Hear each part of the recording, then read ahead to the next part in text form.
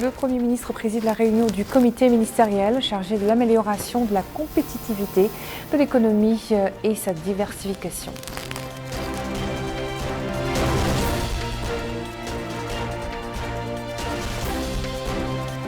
Le ministre de la Défense nationale tient une séance de travail avec une délégation de l'Alliance militaire islamique de lutte contre le terrorisme.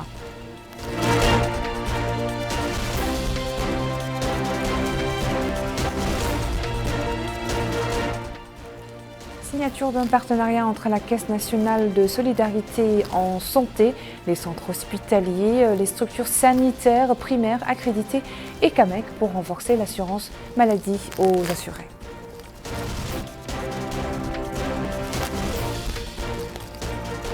Bonsoir et merci de vous joindre à nous pour ce journal. Comme annoncé dans les titres, le Premier ministre Mohamed Bilal Messoud a présidé ce lundi après-midi à la primature une réunion du comité ministériel chargé de l'amélioration de la compétitivité de l'économie et de sa diversification.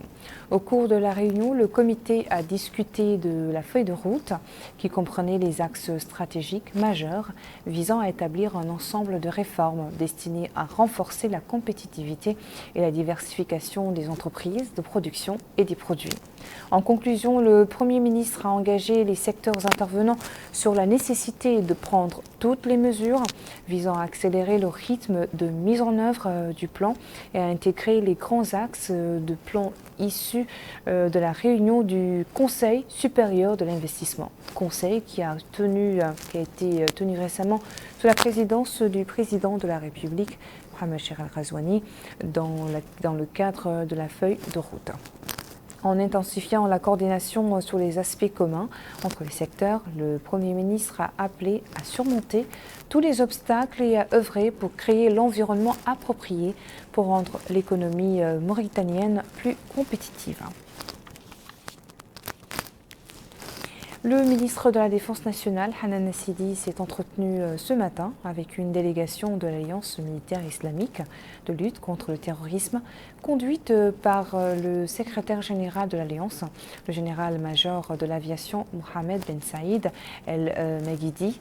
La réunion a été consacrée à l'examen des moyens propres à assurer le renforcement des relations de coopération existantes entre la Mauritanie et l'Alliance, notamment dans les domaines assignés au secteur de la défense nationale et de la lutte contre le terrorisme.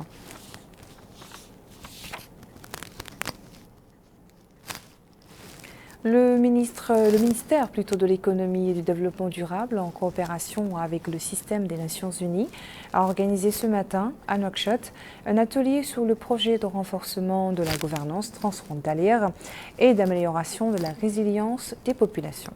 Ceci afin d'atténuer les risques sécuritaires dans les zones frontalières entre la Mauritanie et le Sénégal. Pour Karbala.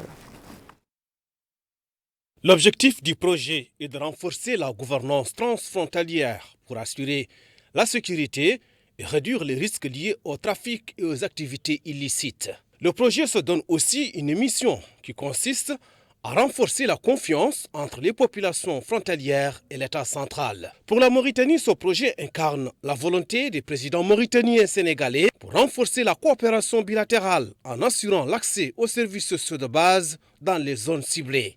Je voudrais vous exprimer au nom du président de la République, du gouvernement mauritanien, la bienvenue dans votre second pays, la Mauritanie.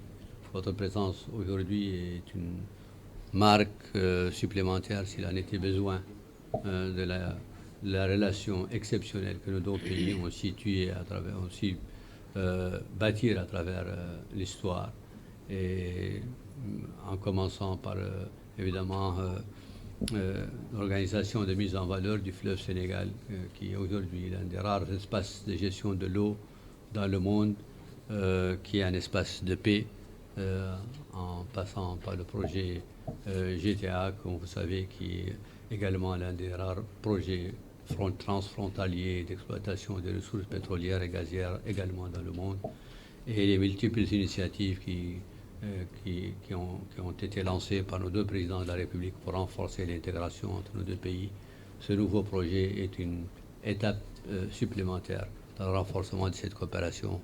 Alors je vous souhaite la bienvenue et je souhaite réussite à notre atelier. La Mauritanie et le Sénégal s'emploient désormais à mutualiser leurs efforts afin de parvenir à une gestion intégrée et responsable des frontières et lutter contre la fragilité des populations sur les frontières. Je n'ai aucune appréhension quant au démarrage effectif des travaux qui devraient permettre, entre autres, une harmonisation aux besoins de nos textes et une meilleure prise en compte des populations vulnérables afin de renforcer la cohésion sociale au niveau de l'espace frontalier entre la République islamique de Mauritanie et le Sénégal.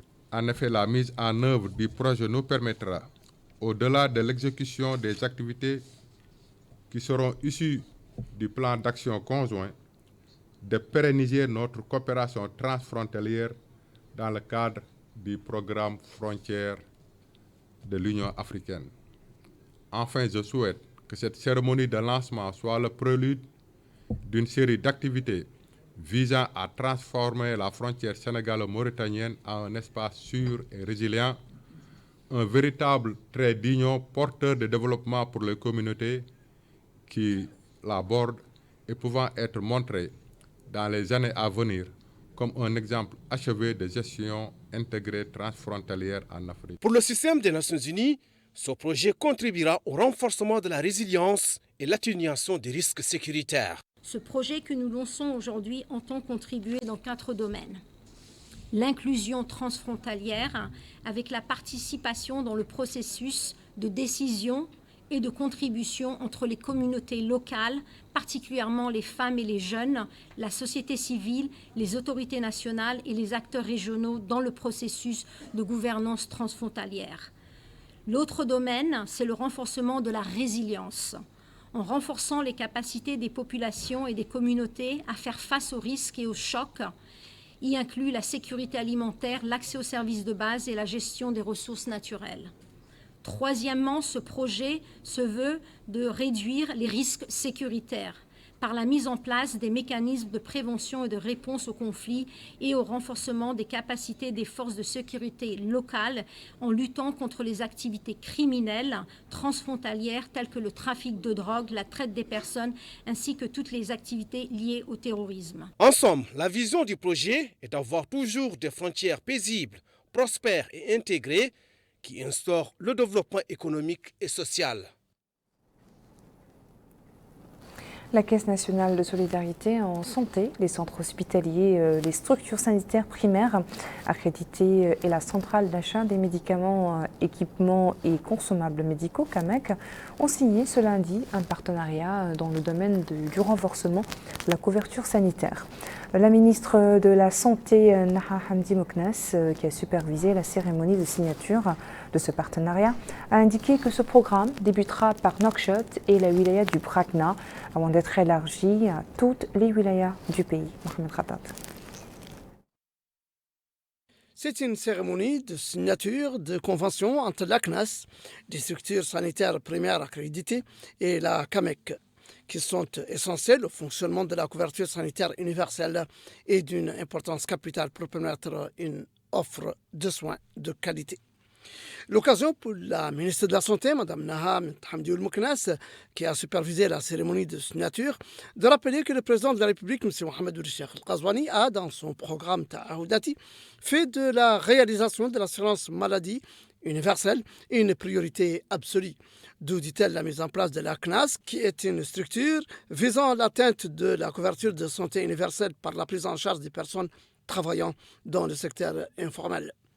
C'est pourquoi aussi, souligne la ministre, le département œuvrera sans relâche à l'atteinte de cet objectif, qui est l'instauration d'un système de santé efficient. La vision du ministère de la Santé, poursuit la ministre, est de fournir des services de qualité aux citoyens tout en préservant leur pouvoir d'achat, soulignant que le fonds contribuera à réaliser une couverture sanitaire complète en fournissant des soins de santé et une proximité avec les citoyens dans tous les pays, expliquant que les cibles de ce fonds sont principalement les familles rurales et les zones urbaines qui dépendent d'activités non classées ou saisonnières, en plus des employés contractuels et temporaires du secteur privé et des groupes professionnels sociaux qui courent un risque de fragilité financière en raison des coûts élevés des services de santé. Madame Naha Hamdoul Moknas a ajouté que pour le lancement de ce programme, il est prévu de débuter par Nouakchott et la wilaya du Brakna, précisant qu'il sera par la suite élargi à toutes les wilayas du pays, déclarant que la qualité des services de santé garantit le succès de l'ensemble de l'opération. Lui emboîtant le pas, la directrice générale de la CNAS, Madame Amal Mentsedioul Cheikh Abdallah, a indiqué que la Caisse nationale de solidarité en santé, la CNAS, répond à un besoin urgent de permettre à tout un chacun d'avoir accès aux soins de santé de qualité de façon juste et équitable, contribuant à un développement durable. Surtout a-t-elle précisé que plus de 60% de notre population, principalement issus du secteur informel, ne bénéficient d'aucune assurance maladie, vivant ainsi dans la précarité et la crainte de ne pouvoir se soigner sans subir de graves conséquences financières. De l'engagement du président de la République, M. Mohamed El Cheikh Al-Qazouani, de faire de l'assurance maladie universelle une priorité absolue. Ainsi, ajoute-t-elle, et en complément du régime d'assurance maladie obligatoire destiné aux travailleurs du secteur formel géré par l'ACNAS, a été créé avec pour mission de mettre en place un régime d'assurance maladie volontaire et contributif spécifiquement destiné aux populations du secteur informel et aux familles indigentes. C'est aussi pourquoi l'État s'est engagé à prendre en charge plus de 65% de la cotisation de chaque assuré, améliorant ainsi l'accessibilité financière à l'assurance maladie sur chacun et garantissant la qualité des soins pour tous. Prenant la parole à son tour, la représentante de l'Organisation mondiale de la santé dans notre pays, Mme Charlotte Fathi Ndiaye, a déclaré: atteindre la couverture santé universelle reste le meilleur moyen, le plus indiqué pour les États de garantir à chaque citoyen les soins de santé dont il a besoin, quand et où il a besoin, soit qu'il soit confronté à des difficultés financières. C'est pour l'OMS le moment de féliciter le gouvernement de la Mauritanie et notamment la ministre de la Santé ici présente par la mise en place de ces programmes autour de la couverture santé universelle. Et je voudrais citer bien entendu la CNAS. Bravo à la CNAS. Et citer également d'autres initiatives telles que la CNAM, le TASO et le programme bien entendu prioritaire du président de la République. L'OMS encourage d'aller de l'avant pour couvrir le plus de populations possible. Et nous nous engageons également à soutenir la Mauritanie dans ses efforts visant à garantir cet accès équitable aux soins de santé de qualité pour la population. De son côté, l'ambassadeur chef de mission de la délégation de l'Union européenne dans notre pays, son Excellence M. Willem Jones, a souligné: les signatures que nous allons voir aujourd'hui de ces conventions essentielles au fonctionnement de la couverture sanitaire universelle sont donc d'une importance capitale. C'est là le fruit d'un travail remarquable et sans relâche de vous tous. Merci, les acteurs de la santé en Mauritanie. Je tiens particulièrement à remercier le ministère de la Santé, la CNAS, la CAMEC, les centres hospitaliers, les directions régionales de la santé, l'ensemble des acteurs de santé et Enabel, financé par l'Union européenne, sans qui le déploiement de la classe aurait été vraiment, ça a été un appui très fort. Donc merci aussi. Donc, Madame la Ministre, nous avançons. Il est à noter que la signature de ces conventions s'est déroulée en présence du secrétaire général du ministère de la Santé, de la présidente de la région de Nouakchott, de plusieurs directeurs d'hôpitaux concernés par la signature, ainsi que des représentants d'instances et d'organisations internationales en Mauritanie. Autre délégation en mission en Mauritanie, celle du groupe de travail des Nations Unies en charge de la lutte contre la discrimination à l'égard des femmes et des filles. Les membres de cette délégation ont eu aujourd'hui à Nouakchott une séance de travail avec le commissaire aux droits de l'homme, à l'action humanitaire et aux relations avec la société civile. Un récit de Bokar Bailaba. Intense activité du groupe de travail des Nations Unies sur la discrimination à l'égard des femmes et des filles. La délégation onusienne, conduite par Mme Meskerem Guissé-Tétékani, a été reçue en audience par le ministre des Affaires étrangères, de la coopération et des Mauritaniens de l'extérieur, Mohamed Salem Ould-Merzouk. L'entrevue a porté sur les questions liées à la discrimination à l'égard des femmes et des filles, en particulier les efforts déployés et les mesures juridiques et institutionnelles prises par le gouvernement mauritanien. Cap sur le département en charge de l'action sociale. Là aussi, la délégation onusienne a tenu une séance de travail présidée par la ministre de l'Action sociale de l'enfance et de la famille, Mme Safia Mintaha. Et au cours de la rencontre, la ministre a présenté un rapport sur les mesures prises par le département dans le domaine de la promotion des droits des femmes et des filles. Les droits de l'homme ne sont pas en reste. Ainsi, le commissaire aux droits de l'homme, à l'action humanitaire et aux relations avec la société civile, Cheikh Ahmedou Ould Ahmed Salem Ould Sidi, a tenu au siège de l'instance nationale de lutte contre la traite des personnes et le trafic illicite de migrants une séance de travail avec le groupe de travail des Nations Unies en charge de la lutte contre la discrimination à l'égard des femmes et des filles. Et au cours de la séance, le commissaire a évoqué les efforts déployés par la Mauritanie et les mesures efficaces qu'elle a prises pour protéger et promouvoir les droits des femmes et des filles et éliminer diverses formes de discrimination à leur encontre. La délégation onusienne a achevé sa première journée d'activité à Nouakchott par une séance de travail au ministère de la Santé, dont le secrétaire général, Mohamed Lemid Ahmed El-Haj, a souligné les efforts de notre pays d'assurer une plus grande inclusion des femmes à travers de nombreux programmes. L'actualité est marquée par ailleurs ce jour à Nouakchott et plus précisément dans la commune du Ksar par le lancement d'une journée de volontariat pour le nettoiement et la désinfection des établissements scolaires et ce à quelques jours de la rentrée scolaire. Cette action initiée par la commune en collaboration avec la société civile vise à débarrasser les écoles des ordures et à ensevelir les mares consécutives aux dernières pluies.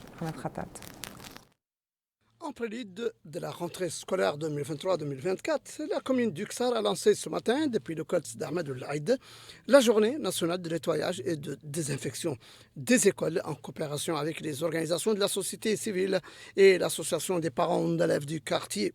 Supervisant l'opération, Mme la Hakem de la Muqata'a du Ksar, Zainabou Ment Abdallah, a indiqué que la journée s'inscrit dans le cadre de la préparation de la nouvelle année scolaire 2023-2024. Elle a appelé les parents d'élèves et le personnel éducatif à suivre le rythme de l'année scolaire afin de mettre en œuvre les instructions du président de la République, M. Mohamed Ould Cheikh El-Qazouani, relatives au programme de l'école républicaine.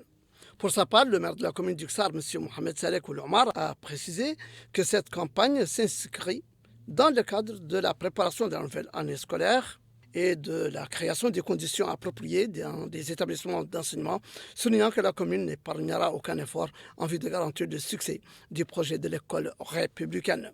Il a ajouté que la municipalité compte installer des caméras de surveillance dans toutes les écoles, appelant les autorités administratives et locales ainsi que la société civile à unir leurs efforts pour suivre le rythme de l'école républicaine.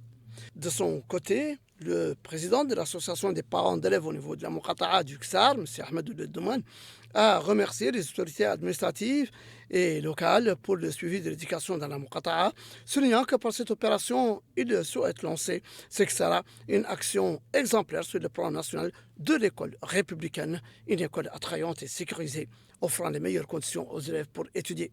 Ainsi, la campagne de nettoyage a ciblé la cour de l'école et les salles de classe pour qu'elles soient fin prêtes le jour J. Opération similaire dans la commune de Sibrar, mais cette fois au niveau de certains marchés et édifices publics. Il s'agit d'une campagne ouverte qui vise à faciliter la circulation à l'intérieur des structures ciblées. Bokar Benaba. Le marché de Sibrar joue un rôle crucial dans la vie quotidienne des habitants, offrant une variété de produits commerciaux. Cependant, au fil du temps, certains endroits du marché ont perdu de leur splendeur en raison de l'insalubrité et du désordre qui s'y accumulent. Afin de restaurer la propreté et l'attrait de ces espaces, les autorités administratives et communales ainsi que la société civile ont entrepris une opération de nettoyage. Munis de gants, de balais et de sacs poubelles, ils ont travaillé pour ramasser les déchets, balayer les allées et embellir le marché de poulet. Pour le hakem de la Muqata de Sabra, Khalifa Sidi Ali, cette opération de nettoyage est d'une grande importance pour ces marchés en tant que centres vitaux de la vie urbaine. Il a rappelé que ces espaces doivent être maintenus propres pour assurer la santé et la satisfaction des citoyens. Pour les autorités communales de Sabra, les marchés doivent retrouver leur éclat d'antan avec des allées propres, des stands bien entretenus et un environnement plus sain.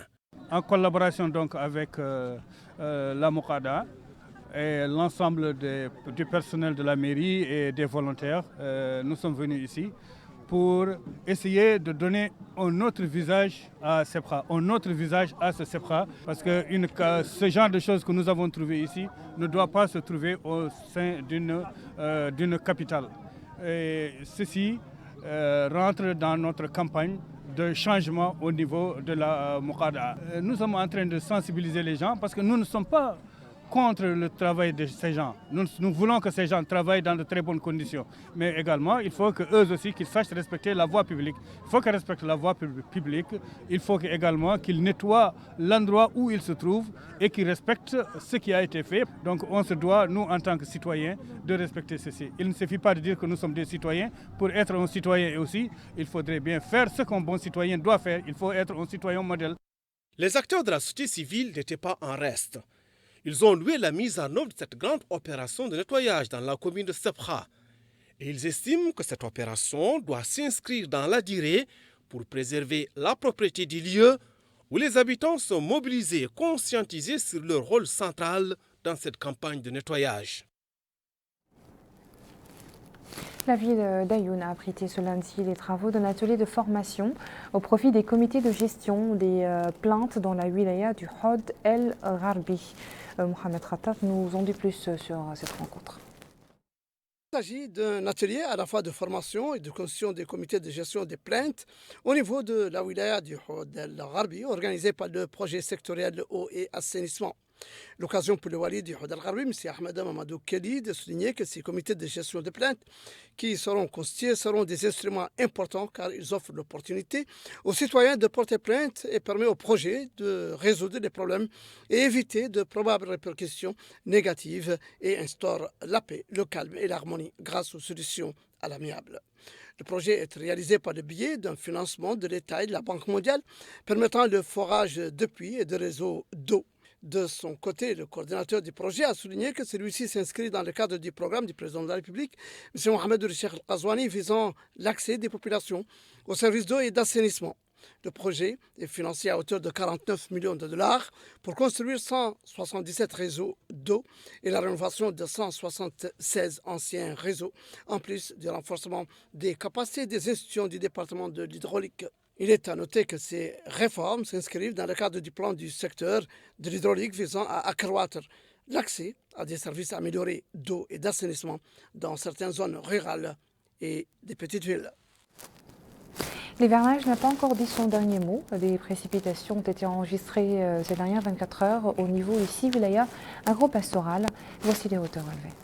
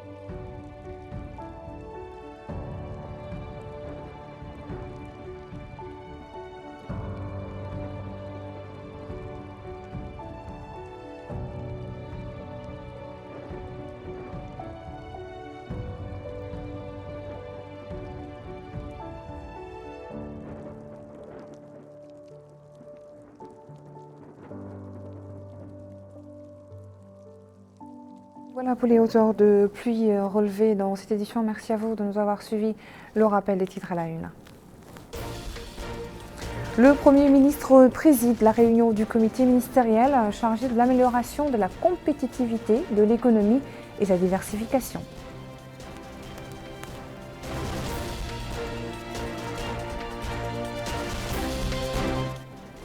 Le ministre de la Défense nationale tient une séance de travail avec une délégation de l'Alliance militaire islamique de lutte contre le terrorisme.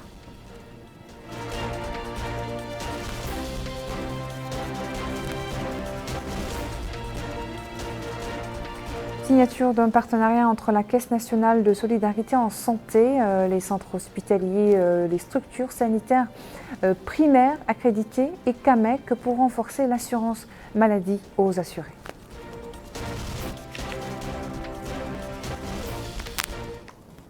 Je vous retrouve dans quelques instants pour votre émission Zone Sûre. En attendant, portez-vous bien et bonne soirée.